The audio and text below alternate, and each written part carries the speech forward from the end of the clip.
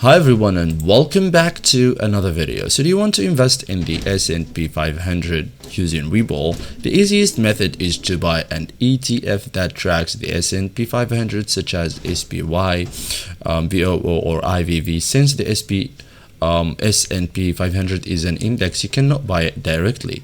So first thing, open Webull, launch the Webull app, sign in using your account. If you are new, complete account approval and identity verification. Webull requires an approved brokerage accounts before investing. Okay, so then you have to fund your account. Okay, so this is the first thing you have to do to fund your account. So as you can see here,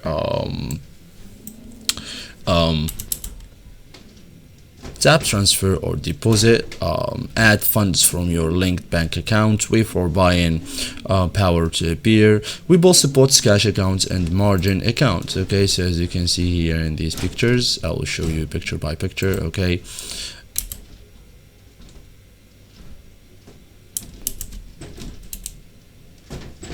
we have here transfers, this deposit. Okay, you tap deposit and then you transfer or deposit your money or your currency. Okay, here, and then you choose this and then deposit. Okay, so now